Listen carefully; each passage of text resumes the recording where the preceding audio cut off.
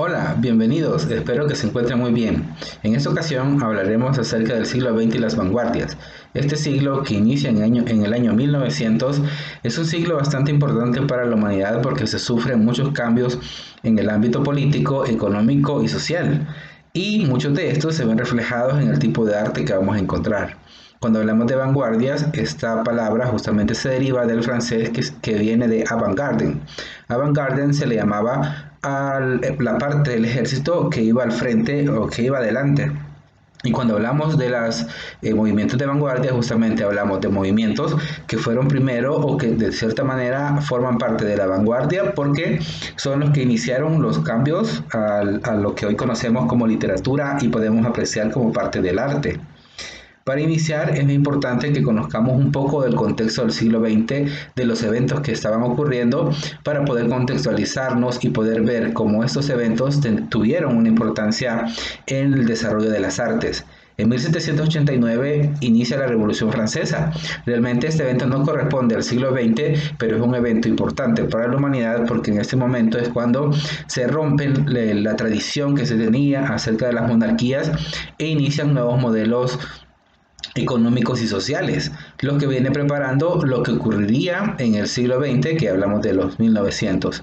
En 1914 sabemos que inicia lo que conocemos como la Primera Guerra Mundial, que se conoce como Guerra Mundial porque afectó a gran parte del mundo conocido en aquel momento, principalmente los países más poderosos, como el caso de Alemania, Francia, Inglaterra, en esta Primera Guerra Mundial, Rusia y por extensión de esos mismos países, por eso se considera una guerra mundial. Esta guerra mundial realmente venía de algo que se conoce como una paja armada, durante la cual los países se encontraban preparándose con armamento para estar listos justamente para entrar en este conflicto que tenía como principal objetivo el ampliar el dominio social y económico de los países. Posterior a este evento vamos a ver cómo surgen otros eventos importantes como en 1917 la Revolución Rusa.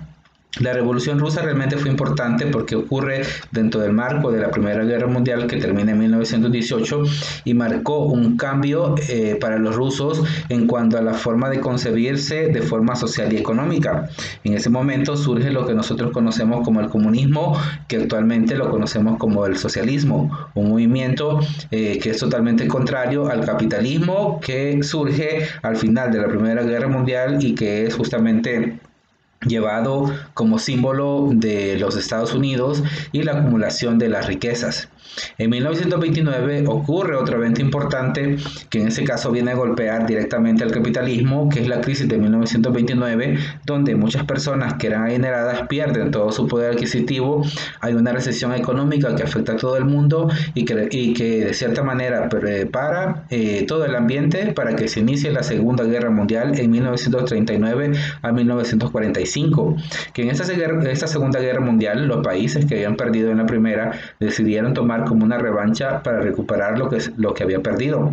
Alemania se convierte nuevamente en el símbolo o el estandarte de esta guerra, implementando por decirlo de alguna manera, todos los adelantos científicos que habían logrado acumular hasta este momento para poder ganar esta Segunda Guerra Mundial. Al final sabemos de que el único que pierde pues es la humanidad porque perdieron muchos adelantos tecnológicos, una gran cantidad de personas que hubieron muertas y genera una nueva etapa que en este caso, en 1945, finalizando la Segunda Guerra Mundial, inicia la etapa de la Guerra Fría.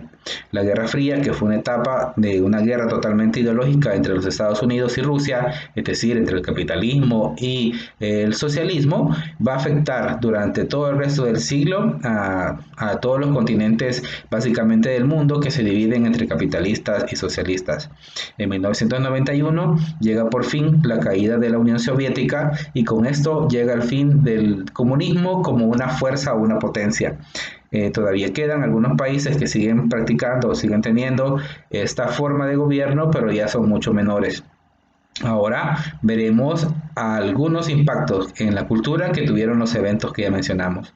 La Primera Guerra Mundial, por ejemplo, trajo la muerte de muchos jóvenes que eran el futuro y que tenían la capacidad de cambiar muchas de las cosas que existían. Y entonces todos se preguntaban para qué había servido toda la cultura y todo el arte que existió antes y todo al final quedó destruido. La Revolución Rusa, por su parte, creó lo que conocemos como el arte popular, el arte de las masas. En este proceso de revolución obviamente participaron las clases populares y ellos crean el arte popular. La Gran Depresión de 1929 generó mucha desconfianza del modelo capitalista y eso de cierta manera volvió a la estética, pero ahora desde el punto de vista de la gente pobre. La Segunda Guerra Mundial también generó mucha desconfianza en la humanidad, porque si no confiamos en la humanidad, ¿en qué podemos confiar?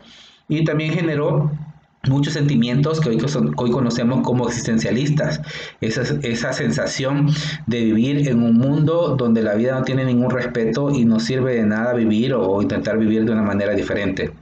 Mientras que la Guerra Fría nuevamente mezcla ese sinsentir de la vida, pero ahora con un dolor y un temor a la misma.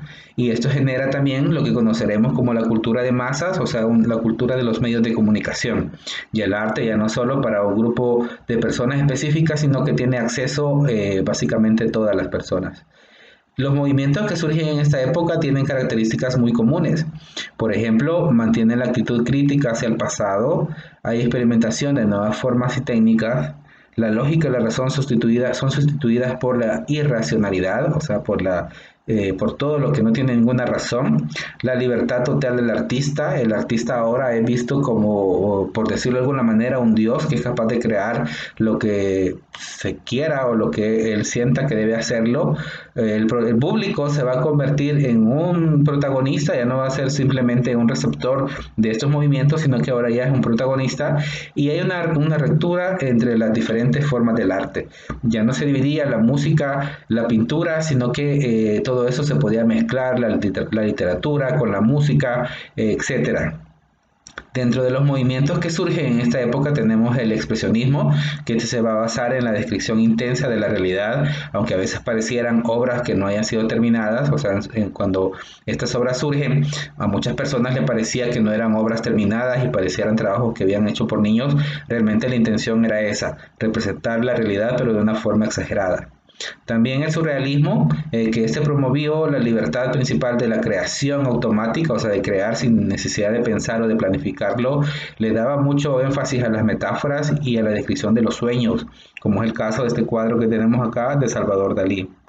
El dadaísmo, por su parte, defendió lo irracional y espontáneo en oposición al positivismo que solo creía en lo que podía observar. Y entonces vemos este tipo de cuadros totalmente dadaístas, totalmente irracionales. El futurismo, por su parte, este se motivó principalmente por el crecimiento de la industria y tomó el tema de las máquinas, la sociedad y la guerra como parte de sus temáticas que podemos observar acá. Dentro de todo eso que vemos acá, podemos observar como un ser robótico que se encuentra ahí disfrazado. El creacionismo, por su parte, este fue iniciado por Vicente Huidobro entre 1893 a 1948 y este intentaba dar la libertad absoluta al lenguaje y a las imágenes poéticas. Para Vicente Huidobro, la principal objetivo o lo que principalmente debía hacer todo poeta era crear. Así como Dios había creado, entonces el poeta también tiene que crear y dejar de imitar. El cubismo, por otra parte, intentó hacer que los escritores y los pintores escaparan de las realidades anecdóticas y descriptivas y se fueran más a la creación propia. Y aquí tenemos dos ejemplos, un ejemplo de una pintura donde vemos un retrato, pero que no es tan parecido a la realidad como nosotros la podemos ver, sino que está planteada de una forma diferente. Y también tenemos un poema que en este caso está hecho siguiendo la forma de una moto utilizando la técnica del caligrama. Entonces, estos son algunos de los movimientos que podemos tener o de los que vemos cuando hablamos precisamente de las vanguardias y sus características. Bueno, espero que les haya quedado claro la temática. Sí, espero que hayan tomado las anotaciones respectivas. Si tienen alguna duda, recuerden siempre hacerla y nos vemos en la próxima.